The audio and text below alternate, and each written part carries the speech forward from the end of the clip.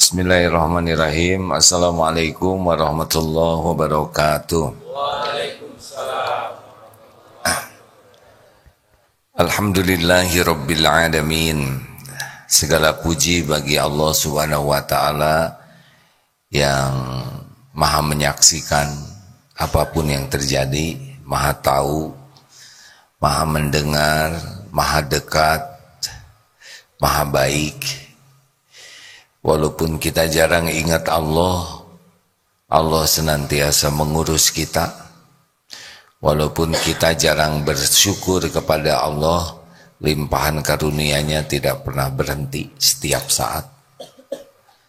Walaupun kita menggunakan karunia Allah, digunakan untuk maksiat, padahal Allah mengetahuinya.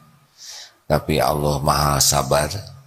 Tetap saja kita dibimbing untuk bisa menjadi lebih baik. Hadirin sekalian, jadi belajar agama itu supaya apa? Allahumma sholli ala sayyidina Muhammad. Belajar agama supaya apa? Supaya bertakwa. Bertakwa itu cirinya apa? Akhlakul karimah. Mengapa Rasulullah diutus ke bumi siang malam berjuang supaya innama bu'itstu liutammima makarimal akhlak, supaya umat manusia ini mulia akhlaknya. Pertanyaannya, akhlak itu apa? Secara umum para ulama menggambarkan akhlak itu suatu kondisi yang sudah terlatih pada diri seseorang di dalam, yang kalau melakukan sesuatu sudah tidak perlu dipertimbangkan banyak, respon spontan. Nah, itulah akhlak. Ini sedang duduk begini tidak kelihatan akhlak asli, apalagi dekat begini, ini udah lagi soleh-solehnya sekarang, ya Pak ya. Di depan begini mah ditahan napas juga. Tapi nanti kalau ada kejadian yang disukai atau yang tidak disukai, biasanya keluar reaksi kita aslinya. Nah, itulah akhlak yang tidak dipikirkan, yang tidak dipertimbangkan, tiba-tiba keluar, itu akhlak. Lebih dekatnya di sana akhlak. Ban meletus, cilaka nih. Nah, itu akhlaknya. Ban meletus, innalillah wa inna ilaihi raji'un. Qadarullah wa ma syaa fa'al. Pak, ban meletus. Iya, Bu. Kenapa ya ban meletus? Karena sudah waktunya. Kenapa dong ban mobil kita yang meletus? Karena ada rezeki tukang tambal ban di dompet kita yang harus kita sampaikan. Gimana dong? Ya nggak apa-apa, biasa saja. Semua ini ladang amal bagi kita. Tenang. Lagi duduk ada yang buang angin, tuh langsung kelihatan akhlak. Ada yang jangan kentut kamu. Nah, ini rumit. Nyebut jangan padahal sudah, ya. Jangan kentut. Ya. Ini salah pertanyaannya, ya kan? Sudah terjadi dan sudah tuntas. Sudah menyebar dan sudah, maaf ya, terhisap oleh dia. Nggak bisa dipulangin, ya kan? Harusnya bagaimana? Kalau yang akhlaknya kurang bagus tuh jangan kentut. Nah, itu udah pasti jelek, ya. Tapi kalau yang bagus bagaimana? Tuh. Alhamdulillah. Telinga saya masih jernih. Ini antigen untuk ngetes COVID atau tidak nih. Gratis. Maaf ya. Langsung husnuzon, pasti berusaha nahan sekuat tenaga. Hanya tidak tertahankan, ya. Dia pasti malu. Kita diam saja, pura-pura enggak ngedengar. Kalau perlu dibisikin, Tenang aja, nggak kedengaran kok. Ya, ini lebih rumit hadirin. Ketinggian akhlaknya ya. Tapi kurang lebih seperti itulah. Ini dulu pernah ada salah seorang pimpinan Darut Tauhid, dulu zaman masjidnya masih lama, keluar dari sini sepatunya hilang. Tapi karena beliau orang baik, Masya Allah, almarhum sudah wafat ya, tenang saja. Oh, mungkin ada yang pinjem, mungkin keselip, cari 1001 alasan berbaik sangka, dan hilang, sore tidak ada. Besoknya habis sholat duhur kalau tidak salah, ada lagi itu sepatu. Alhamdulillah, ketemu lagi sepatu yang sama. Akhirnya dipakailah sepatu itu. Baru juga pakai, ditegur oleh salah seorang santri, "Pak, maaf, itu sepatu saya," katanya. Ini ujian hadirin. Bagaimana mungkin? Ini sepatu saya. Demi Allah Pak, itu sepatu saya. Coba itu, dua-duanya merasa punya sepatu itu. Ini ujian akhlak Pak. Kenapa ada yang ngaku ini sepatunya, padahal ini sepatu saya. Saya baru beli Pak, katanya. Loh Bapak, oh saya hilang sepatunya kemarin. Rupanya hilang, ada yang mencuri, dijual ke tukang loak, atau siapalah ya. Nah santri ini nyari sepatu ke tukang jualan. Dibelilah sepatu itu, dipakailah ke masjid. Jadi dua-duanya pemiliknya, sah itu hadirin. Dua-duanya benar. Ini rumit kan? Coba jadi solusinya gimana Pak kalau akhlak baik? Seorang satu kan?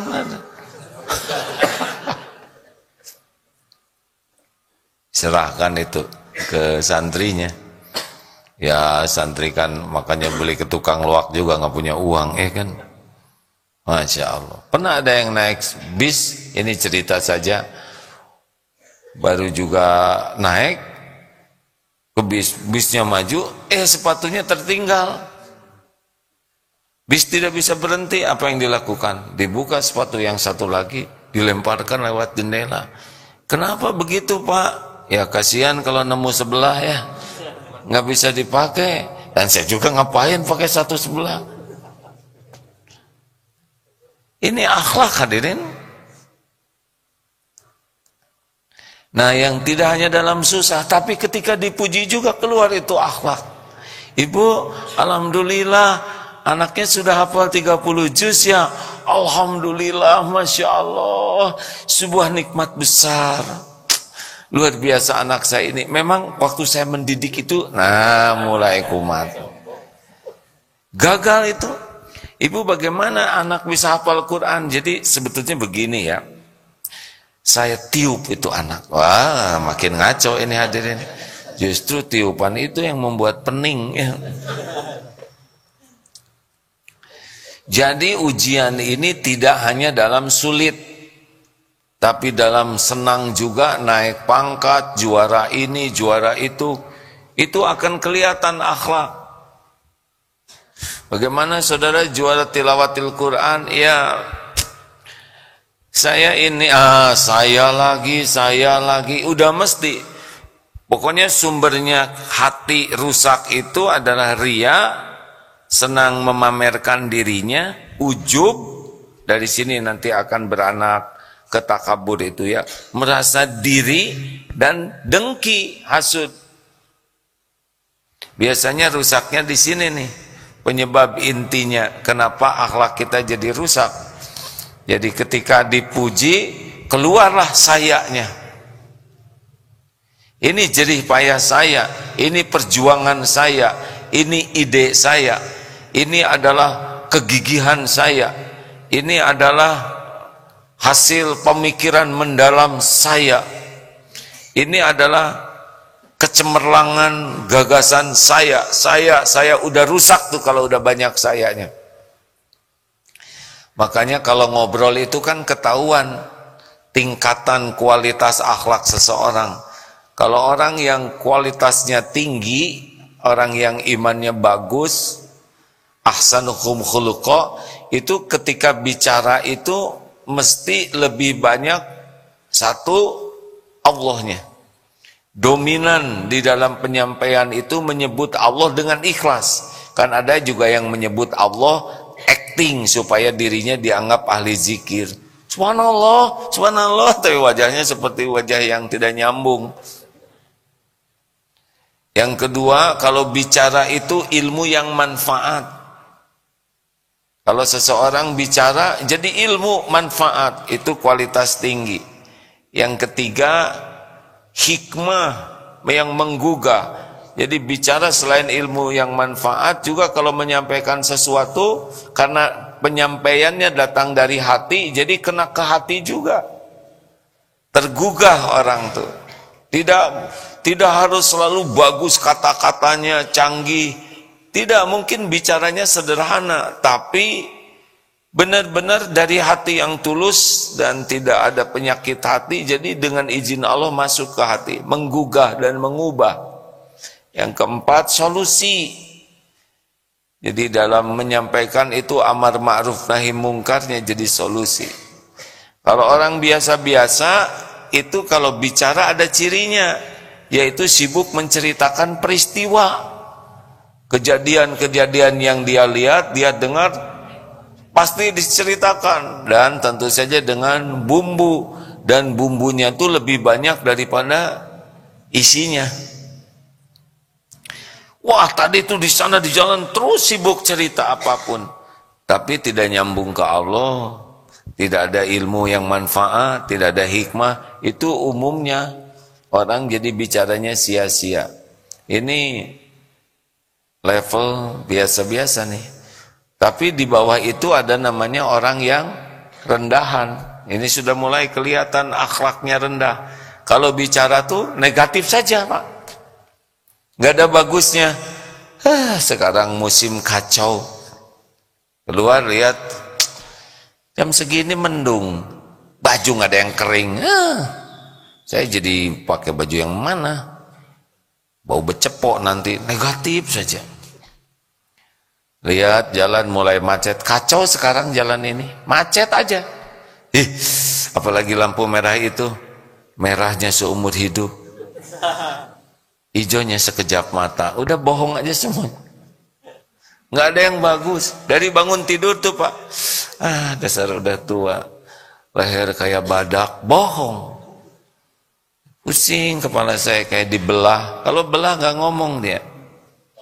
Ini punggung serasa patah. Kalau patah dia di rumah sakit.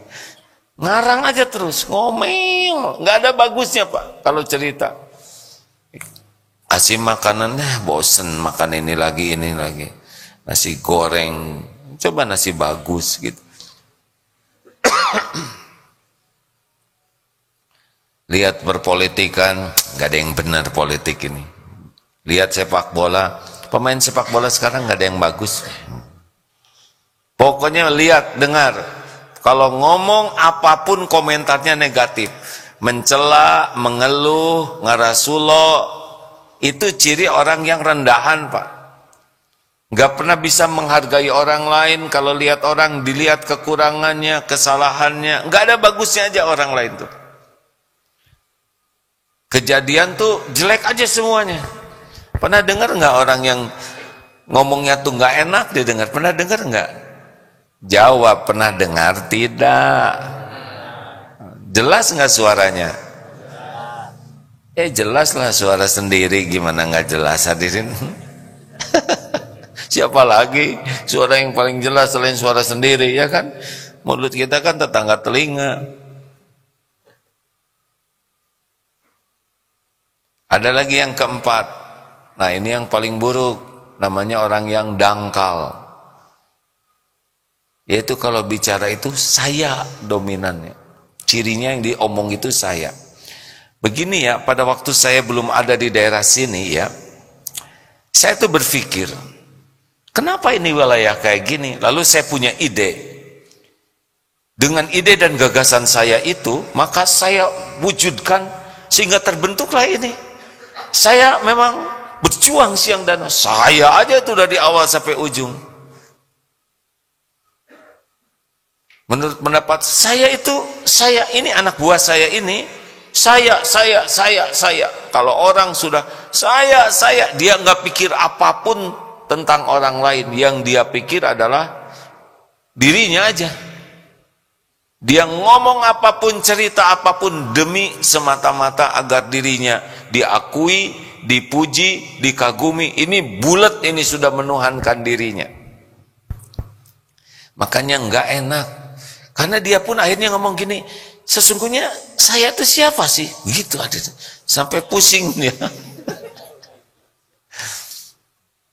Hati-hati nih, kalau kita ngobrol itu sudah memperlihatkan kualitas kita. Aslinya Pak, kalau kita ngobrol, bicara itu sedang ngebuka aib kita sendiri. Ini maaf ya, saya ini sekarang bicara nih. Ini sebetulnya lagi ngebuka aib, kekurangan, karena dengan kita bicara akan ketahuan kesombongan, ujub, ria. Kalau diam seperti ini gak begitu kedengaran Pak, tapi nanti ketika sudah bicara udah ketahuan. Maka memang yang paling aman, kalau kita belum bisa menjaga akhlak kita dengan baik, gak usah banyak bicara, lebih baik diam, ya Pak ya. Setuju Pak? Gimana diam itu caranya Pak? Lebih baik diam sambil bicara.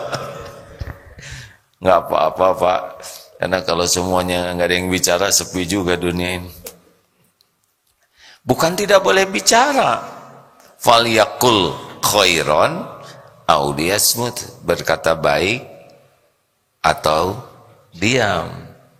Kalau kita nggak berhasil menemukan apa nih manfaatnya saya bicara, manfaat tidak, Allah ridho tidak, kira-kira perkataan saya ini jadi amal atau jadi dosa. Kalau enggak ketemu tuh diam.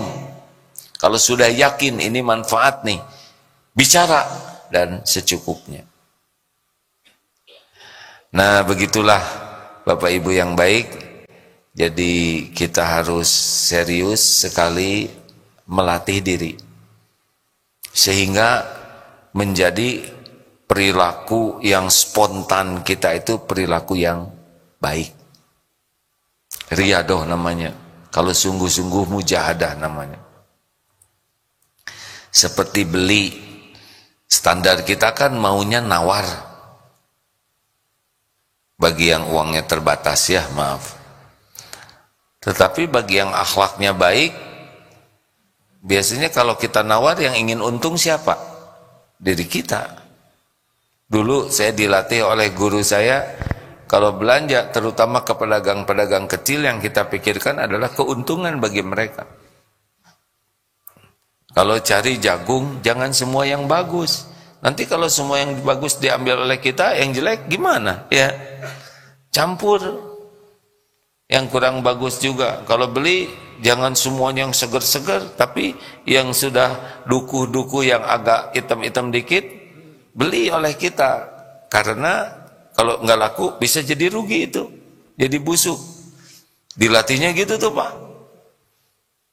Jangan nawar. Kalau dia untungnya cuma dikit, apalagi yang jualannya sudah tua, berikan yang terbaik. Kalau beli duren, ternyata durennya busuk, untung atau rugi? Bingung ya, nyebut untung, asa enggak ya, nyebut rugi takut salah, mending diem gitu, itu aman. Untung atau rugi beli durian busuk? Untung. Kita sudah meringankan kerugian tukang durian. Dan yang beli durian yang lain selamat dari yang busuk ini. Loh kita gimana? Ya nggak apa-apa, nggak makan durian sehari juga nggak ada ruginya, benar? Emang kalau nggak makan durian kita kolab? Enggak kan, baik-baik saja. Ya udah nggak apa-apa, tinggal kita kubur atau kemana buat makanan ulet ya. Dan jalan aja hidup tuh terus.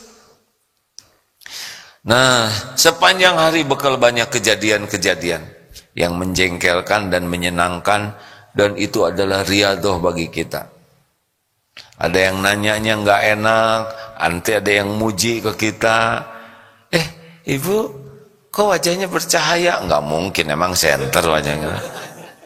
Masa, ayo jajan-jajan. Oh gitu ya. Berarti tiap pengen ditraktir pasti menyebut bersahaya, bersinar, karena udah tahu ya dia bakal traktir. Hadirin sekalian, setiap waktu itu ujiannya tuh ada aja, bergerak ke sini nanti diuji, dan itu latihan bagi kita semuanya. Dilatih, ada yang nyenengin, ada yang ngejengkelin sama Pak. Misalkan ada yang mau dipotret tuh macam-macam yang mau dipotret itu Pak. Ada yang narik sini, langsung sini ngalih. Kayak ke friend gitu Pak. Padahal ketemu baru. Kadang-kadang mau selfie tuh wajah ke sini. Ada yang sopan, ada yang kurang sopan. Ada yang ramah, ada yang ngejengkelin. Semuanya itu adalah latihan. Latihan. Kalau tidak diniatkan latihan, riadoh, maka reaksi kita akan sama terus, jelek terus. Gimana kalau sedang dipuji? Ingat aja, kalau ada yang muji, oh Allah menggerakkan dia memuji saya sebagai ujian. Apakah saya kemakan oleh pujian atau tidak? Allah tahu diri saya tidak cocok dengan dipuji itu. Waduh, akang gimana? Alhamdulillah. Udah cukup alhamdulillah. Jangan, enggak, saya ini orang bodoh.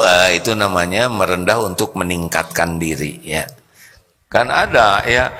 Oh, Bapak ini orangnya misalkan wah Bapak enggak, saya ini fakir, saya ini aslinya orang bodoh, enggak punya apa, ada acting ya, merendah tapi demi menambah ketinggian.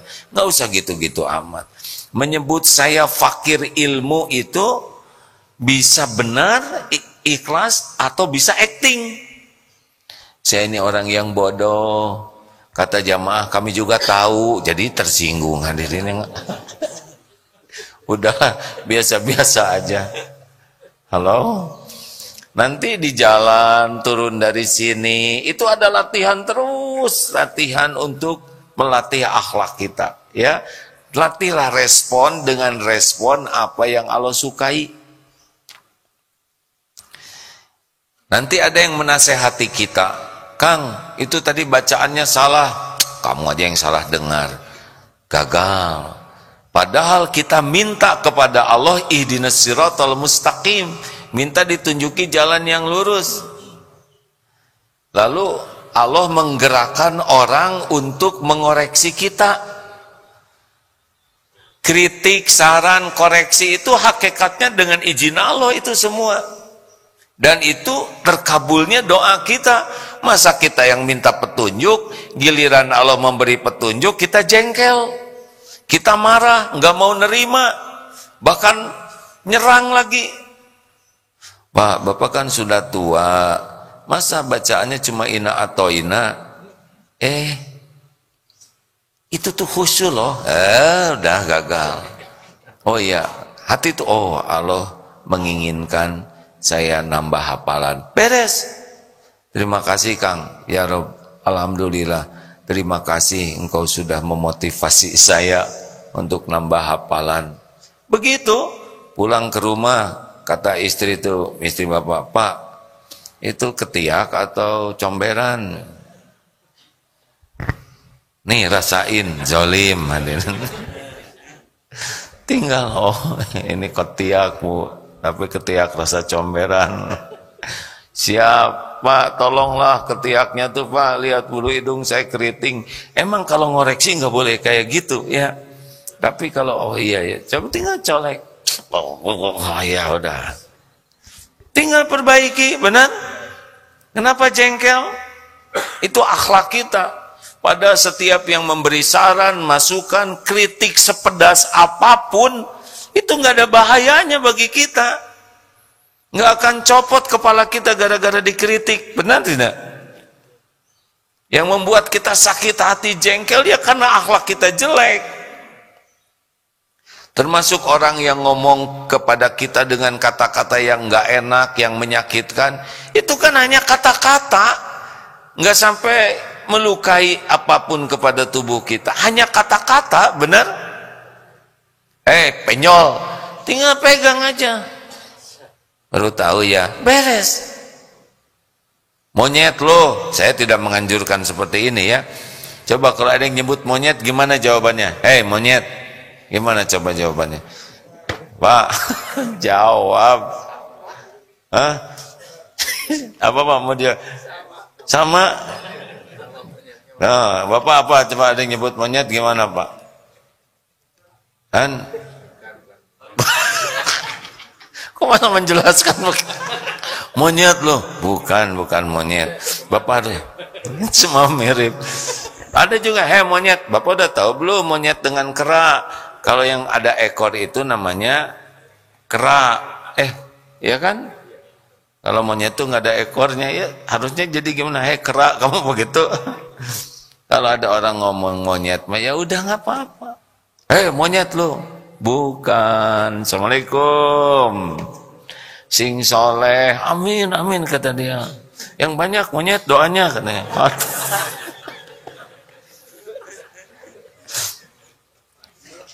Udahlah, maafkan teori ini Pak ya. Saya dulu pernah tapi ya naik kendaraan, ada angkot parkirnya di pinggir, enggak minggir, aduh, tidit pelan. Dia tuh ngeliatin, makin jengkel, gitu. Dia geser sedikit aja, akhirnya disusul aja. Pas udah ke pinggir, Pak, parkirnya ke pinggir dong. Ini juga udah minggir, monyet kan. Aduh, itu yang kebayang tuh kunci roda, Pak. Ya mah gelut ya. Masalahnya itu di perempatan. Jadi saya yang tidit kata orang, aduh. Jadi kita yang ngalangin jalan, Pak. Maju itu mau dulu lah ya, waktu zaman begitulah ya. Belum ceramah seperti ini lah.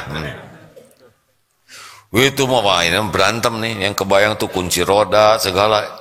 Ditungguin ternyata dia nggak maju-maju Pak, makin jengkel, pusing sendiri. Saya pikir lama-lama kenapa saya jadi error begini, naik mobil jadi nggak enak, gara-gara nggak merespon dengan sikap yang baik. Ya kalau memang itu dia berkata begitu, mungkin tingkat pemahamannya, akhlaknya, kenapa kita harus sama? Kalau dia ngomong jelek, kita ngomong jelek, dia menghina, kita menghina lagi, dia ngebeberin aib, kita beberin aib lagi. Terus mau ngapain sekolah tinggi-tinggi?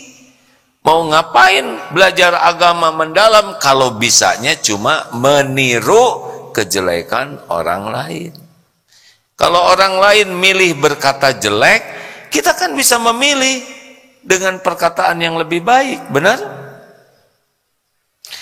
Coba mau ngapain atuh mesantren kalau bisanya cuma niru kejelekan orang? Makanya siaplah diuji setiap waktu ya. Nanti sendal ya, dulu ada yang uring-uringan. Saya udah nyimpen di sini sendal nih. Padahal dia masuknya dari tempat sana, keluar dari tempat sini. Yang harus kami juga, maaf ya Pak, cari DKM, udah dicari nggak ada Pak. Saya yakinin di sini kan pintunya hampir sama tuh Pak. Ujian bagi DKM ya. Pas dia ke sana yang ini bukan, iya siapa yang mindahin? Apa? Sudahlah, sudah sayang waktu kalau harus uring-uringan ya. Jelas? Kalau nanti ada yang mengoreksi, Pak, udahlah dengerin aja. Itu karunia Allah. Nggak usah banyak menjawab. Pak, Bapak jangan galak dong. Bapak tuh orangnya emosional. Kata siapa saya emosional? Ha? Saya itu bukan pemarah. Saya tuh tipenya orang tegas. Saya tuh mirip Umar bin Khattab, tahu? Aduh. Kejauhan atuh, Gusti ampun. Dinasehatin jadi mirip Umar bin Khattab gini gimana? Nggak jelas pisan ya. Nah, mari kita nikmati kejadian demi kejadian dengan niat riadoh, memperbaiki akhlak kita. Karena tahapan pertama itu tahu akhlak, tahu tidak akhlak, tahu. Tingkatan kedua paham itu dengan belajar. Tingkatan ketiga bisa itu dengan berlatih. Tingkatan keempat tertinggi namanya istiqomah. Nah, jadi tidak cukup nih kita belajar agama apalagi hanya dengar, harus pakai riadoh. Sama tahu kuda, tahu. Paham kuda? Belum tentu paham. Udah belajar tentang kuda, bisa berkuda, beda lagi. Walaupun tahu ilmu kuda, kalau tidak berlatih tidak bisa berkuda. Mahir berkuda tergantung seberapa hebat latihannya.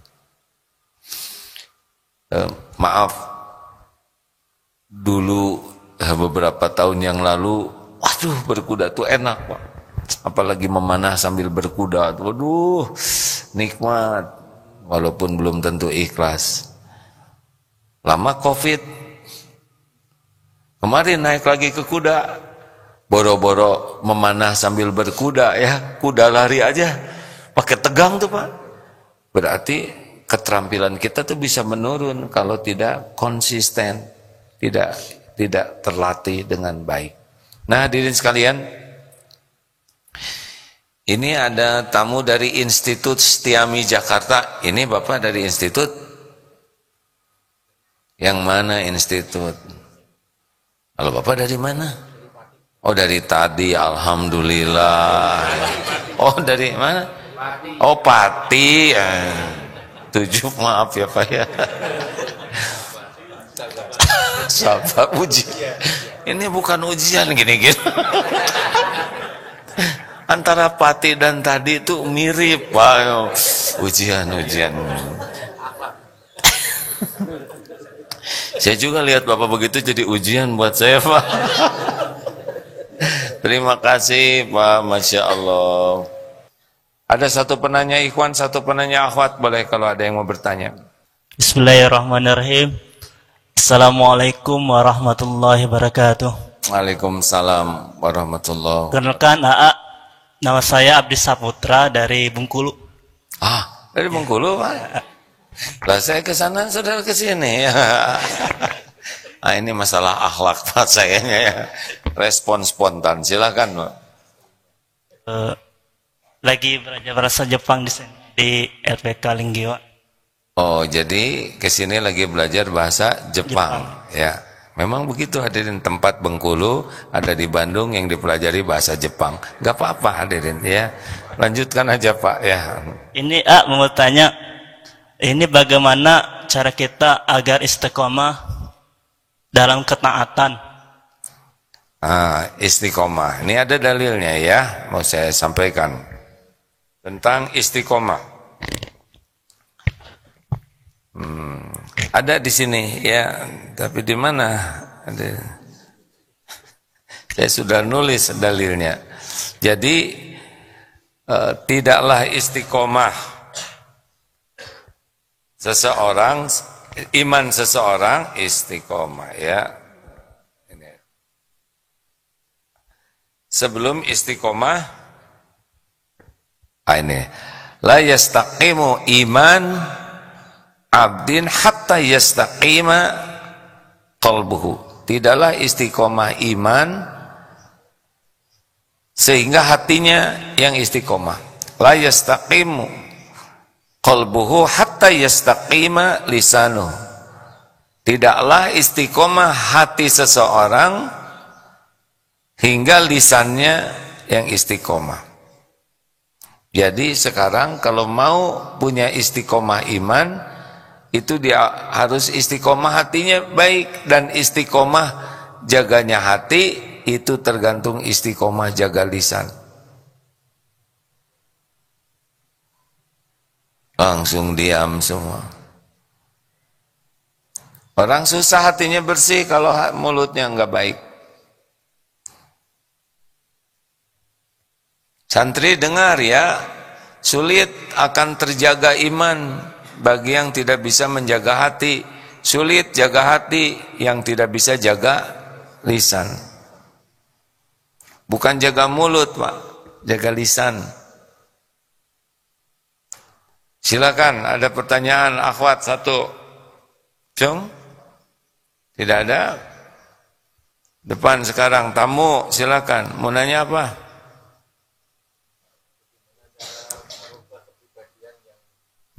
Coba ini, Pak. Assalamualaikum warahmatullahi wabarakatuh. Waalaikumsalam. Saya dari Pati A, dari Jamaah Zaitul Imamah. Bagaimana ceritanya, Pak, dari Pati 70 orang ke sini hari ini? Kebetulan silaturahmi. Kebetulan. Ada acara silaturahmi ke saudara kita, ada yang di Bandung sini, yang asli Pati dulunya. Alhamdulillah. Ya, alhamdulillah kita Jadi sempatkan. kebetulan ke sini gitu. Sengaja atau kebetulan? Memang sengaja. Oh iya, berarti bukan kebetulan. Kalau kebetulan ada apa nih masjid di sini? Kebetulan saya mampir. Maaf, Pak. Ya. Iya, nggak apa-apa, Pak. Ingin bersilaturahmi ke Darul Tauhid. Alhamdulillah. Terima kasih ya. Kami ingin resep bagaimana cara merubah kepribadian yang kurang bagus akhlaknya. Yang dikatakan tadi itu karakter atau kepribadian aslinya yang kadang-kadang kita tidak bisa mengendalikan. Satu, tekad, Pak. Pengen enggak kita jadi bagus? Tidak semua orang pengen jadi bagus, Pak. Jadi tua itu tidak perlu keahlian, jadi sendiri. Tua sendiri maksudnya. Tapi jadi matang dan dewasa itu perlu tekad. Saya mau apa nih tua ini? Contoh ya, tidak sedikit orang yang sudah sepuh masih merokok. Mau ngasih contoh apa ke anak cucu? Ada yang kakek-kakek merokok, kata cucunya, "Kek, lagi apa? Lihat sendiri dong. Minta dong, Kek." "Gak boleh." "Kenapa?" "Bahaya tahu rokok nih." Itu coba itu. Kata cucu ini, si kakek ini gagal jadi tua ya kan. Kalau kita tidak bisa memberi contoh yang baik, minimal jangan ngasih contoh jelek, Kek. Jelas? Tidak semua orang bertekad ingin memiliki akhlakul karimah, tidak. Banyaknya ingin bahagia, ingin punya rumah, ingin sejahtera, padahal semua itu akan datang kalau akhlaknya mulia. Dua, ilmu. Seberapa gigih kita mencari tahu ilmu tauhid, karena akhlak itu akan berubah lebih mudah kalau makin yakin ke Allah. Ilmu mengenal Allah, ilmu tazkiyatun nufus, ilmu membersihkan hati, harus pelajari itu. Dengki itu apa, riya itu apa, ujub itu apa. Kalau nggak dipelajari, kita tidak tahu. Dan ilmu bagaimana mengobatinya, yaitu syariat. Bagaimana ibadah yang benar itu mengobati penyakit hati. Tiga, riyadoh. Dilatih terus, kalau tidak ada latihan tidak bisa. Ikhlas itu harus dilatih seumur hidup. Sabar itu tiap hari latihannya itu. Nah, orang yang tidak punya program latihan tidak ada perubahan. Empat, kekuatan doa. Ini yang luar biasa, karena yang bisa merubah hati adalah Allah. Yang kelima, lingkungan. Gaul dengan siapa, Bapak? Kalau gaulnya dengan tukang gapleh, napanya gapleh men. Gaul dengan tukang pacaran, pacaranlah. Gaul dengan tukang mabok, mabok. Tapi gaul dengan ahli tahajud, ahli saum, ahli Quran, ahli masjid, berubah kita. Jadi kalau ingin tahu seseorang, lihat aja teman-temannya.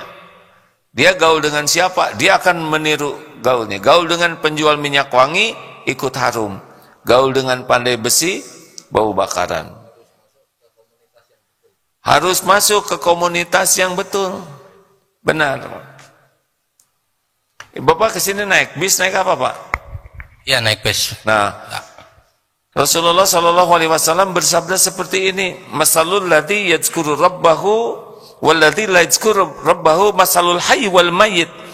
Permisalan orang-orang yang zikrullah, ingat Allah, dan yang tidak ingat Allah seperti orang hidup dan mayit. Nah, kalau di mobil itu kurang ingat Allah, Pak, itu namanya mobil jenazah tuh, Pak. Bukan mobil jenazah, bukan ambulan ya. Orang-orang mati. Jadi sepanjang jalan itu harus pada banyak zikir. Berapa banyak yang hura-hura, yang gara-gara nonton sepak bola nggak ada yang ingat Allah, itu dianggap mayat semua. Carilah teman-teman yang banyak ingat Allah, nanti kita ketularan. Terima kasih hadirin sekalian. Doanya Allahumma a'inni ala zikrika wa syukrika wa husni ibadatik. Jangan lupakan doa itu ya. Ya Allah, tolonglah saya agar senantiasa ingat padamu, senantiasa bersyukur, dan senantiasa bisa mengabdi kepada Allah, beribadah dengan benar. Terima kasih sahabatku sekalian. Semoga Allah yang maha menyaksikan, yang mengatur pertemuan ini terjadi, melindungi kita dari niat dan ilmu yang tidak manfaat. Dan semoga Allah menghujamkan kepada kita hanya ilmu yang Allah ridhoi saja, dimampukan mengamalkannya dengan ikhlas, dan dimampukan oleh Allah menyampaikan kepada saudara kita lainnya. Amin ya Allah ya Rabbal Alamin. Dan semoga yang ditimpa bencana oleh Allah dibukakan pintu hikmahnya, sehingga menjadi dekat dengan Allah, menjadi semakin mulia dan tinggi derajatnya di sisi Allah, dan semoga ditolong urusannya menjadi lebih baik. Allahumma yassir lana umurana wa hasil maqasidana. Rabbana taqabbal minna innaka antas samiul alim. Rabbana atina fid dunya hasanah wa fil akhirati hasanah wa qina azabannar. Subhana rabbika rabbil izzati amma yasifun wa salamun alal mursalin walhamdulillahi rabbil alamin. Assalamualaikum warahmatullahi wabarakatuh.